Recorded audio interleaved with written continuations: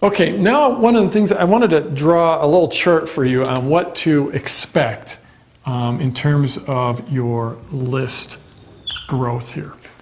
And so when you, let's just say this is time down here. And this is the number, the size of your list, number of subscribers. Okay, so when you start out, you'll start here and you'll just be trying to figure stuff out, and you'll be at 0, and it'll take you a little bit to sort of get your process down, and then you'll start to grow, and you'll start to add people to your list, and you'll start to drive in traffic into your offers, and you'll start to get some amount of subscribers. And then, it's a gradual process of getting going, but then things will generally ramp up and you'll start growing quickly, okay? And you'll grow quick in there, and then at some point in here, it's like when you hit what we call a critical mass and you have a certain number of subscribers, then you can start to do more things that really start to ramp it up. Like for instance, once when I was publishing a stock market newsletter, I put up some stock charts, okay? And it was about like famous bear markets or something like that. I just found some data and I just put it in Excel and I made up a nice looking chart, and I sent an email out to my list about that chart. And the people on the list really ate it up. It was the kind of stuff they really liked, because I had an ongoing conversation with the list, so I found out what they wanted, so I gave them what they wanted.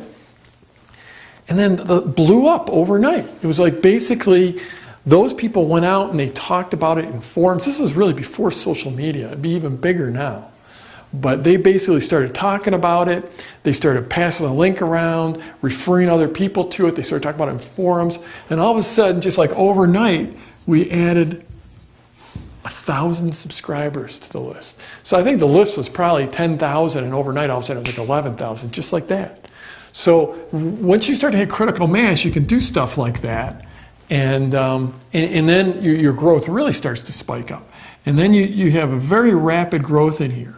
And then what happens is it doesn't go forever up to the sky. What happens is the growth does start to peter out. Because what happens is, in here you might be adding, 1 or 2 subscribers a day, okay? And then you get it going and you're getting 3 or 4 subscribers a day, and then you're getting 30 or 50 subscribers a day. And all those new subscribers are piling onto your list, and it's all awesome. And this is completely dependent on your niche.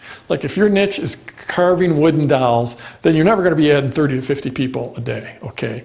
If your list is something like, humor, if it's a freebie list, or if it's some real general list that everyone's interested in, then you might add 1,000 people a day. It's completely relative based on your niche. But a lot of them are like this, where you'll start off really small, you get a little bigger, and actually this is twice the growth rate. 3 to 4 is twice the growth rate as 1 to 2. So then you might get up to here in 30 or 50, and you're cranking those people onto your list. But what eventually happens is if you have a list of 100,000 people, and you email that list, you might have 200 people unsubscribe. Or just the email addresses go bad. This happens. People change email addresses. They'll forget to resubscribe, or maybe they will resubscribe, but whatever.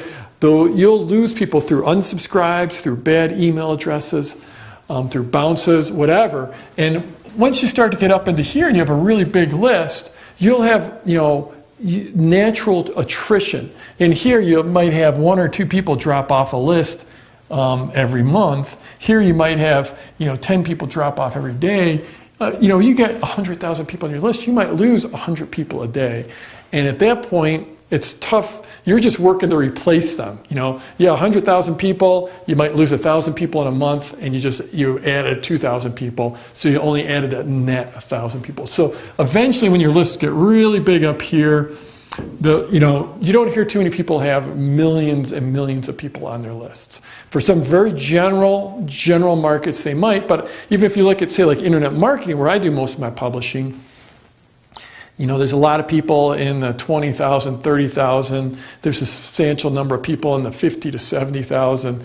There's a few people in the 100 to 200 to 300,000. But there's not many people with lists of like millions in this market. They just really don't exist. So there is generally, an upper limit for most lists in most niches. But, and so the moral of the story is you start off slow, you start to get your traffic processes, your opt-in processes, and that's where you start to get this growth in here. And then up here is where you start to leverage your list, where you can use your list to create gravity and start to build, it builds and it feeds on itself. You could trade mentions with other people so that Frank mails his list and tells them to go join Mary's list, and Mary tells people to join Tom's list, and then Tom sends people to Frank's list. And so you can do stuff like that, and there's a lot of big growth opportunities in here. And then eventually your list will mature. You could start another list, another list in this market, another list in another market, but there is that whole maturing process. Now, along that lines let's draw another graph in here.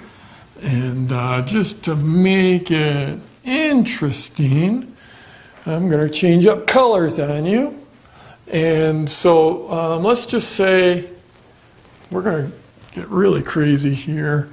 And how do we want to do this? We're going to say this is your open rate, which is, in other words, what percentage of people actually open your emails? You've got 1,000 people on your list. How many of them actually open your emails? What percent? And let's call this, this is the size of your list. Okay?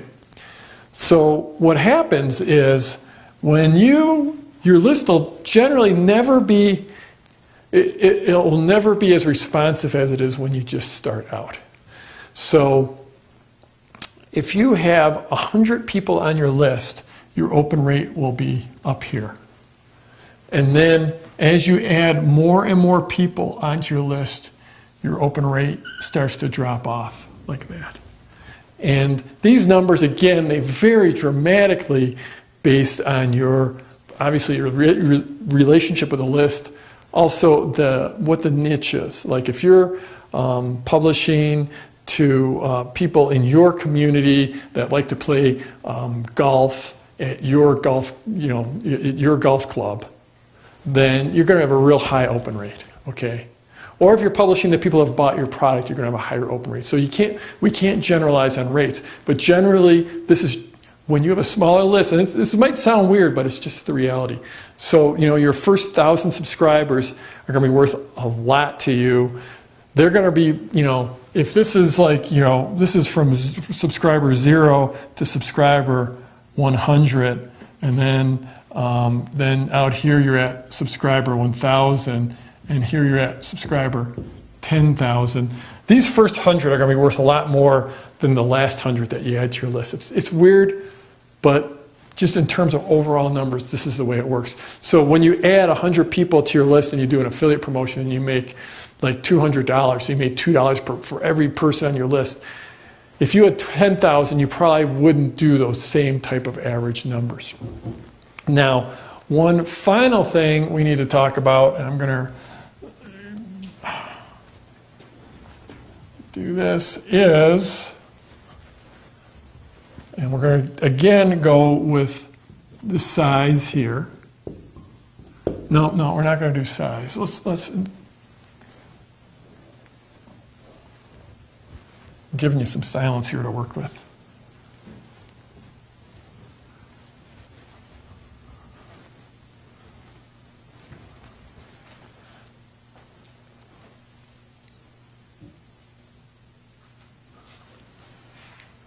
So here we're going to talk about that percentage open rate. But really what we're talking about is the effectiveness of the list, the warmth of the list, the responsiveness of the list. And this goes by age. And this is the age of the list, or how long someone has been on your list. So here your list is brand new. And let's just say here your list is years old. And you are going to have your list for a long time, and it's going to make you money for a long time. But generally, when people, we also call this recency.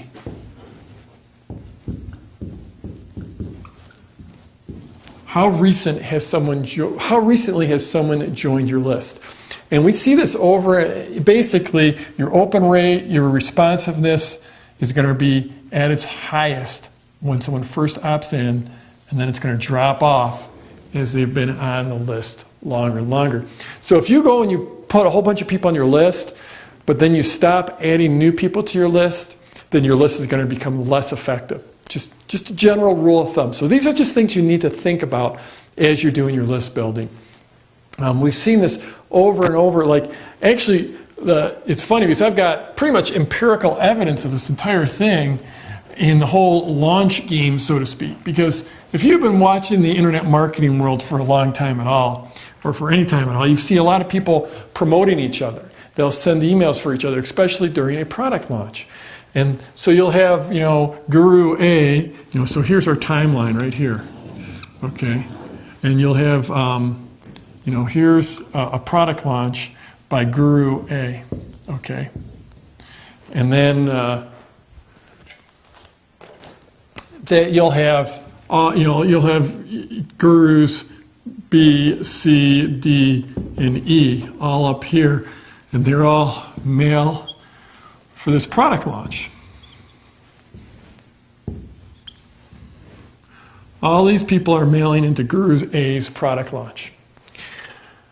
When they do that, they generally will send people to a squeeze page. We'll talk all about squeeze pages and stuff, but they'll email people into this product launch. This Guru A will end up adding, maybe add 50,000 people to his list. I know that sounds crazy, but that's what we're seeing in these product launches. People build these lists overnight. So let's say Guru A gets 50,000 people. They added 50,000 new people. They've got a fresh, hot list. Now it's Guru B's time to do a launch a month later.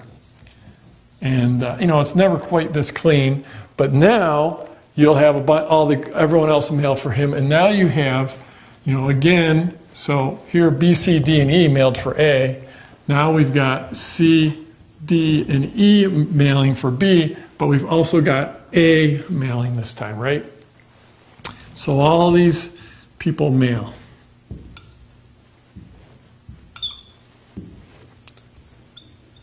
Oh gosh, that's got to be the worst arrow ever. There we go. So the thing about arrows, if they're really bad, you just keep on making them bigger and bigger and bigger. There. Okay, there. But you also have A, remember, has this fresh, hot list. And they're mailing into this product launch as well. Okay, I'm going to have to go to that arrow drawing school because I'm really struggling here. But so A has this fresh 50,000 person list, so they're mailing into it. Now, 9 times out of 10, out of all these people that mail, the one that will do the absolute best is A, right there. Because A's got this fresh, hot list. And then the next time there's a launch, let's just say Guru C. And of course, these guys will have to get more creative with their names, but here's Guru C, and they're doing a launch, okay? Well, during this launch, let's just say now, just to keep the numbers the same and simple, Guru B just added 50K to their list with that launch. Okay, so Guru A's got this fresh 50,000 person list that's a couple months old. Guru B's got this fresh list that's brand spanking new, 50,000 people new on their list. So now, for this launch, we have Guru D and we have Guru E that just mailed the last 2 months. So they're mailing again. And we also have Guru A mailing. But now we have Guru B mailing, okay? So they're going to mail here. And now we've got A mailing, we've got D, we've got E, of course we've got B, but B's got this fresh 50,000 person list. So guess who's going to do the best? Well, Guru B is going to do the best because they have the hottest list. 9 times out of 10, that's what happens. We get to see this because there's this thing they call the JV leaderboard for every launch. And that JV leaderboard is basically it's a competition to see who can do the best, do the most sales. And we see this over and over and over again. And it's all about, it's just basically proving recency. It's proving that idea that the freshest list is the best. So when you're building your list, it's not like there's some end goal where you say, well, I got 10,000 people on my list, I win, game over, that's all I ever need for the rest of my life. What you need to do, and what we're going to be focused on in this course, is putting in systems so that you're continually building your list. And so it's not static. You're always looking for ways to add new people onto your list. So that is the idea of recency and the fresh list.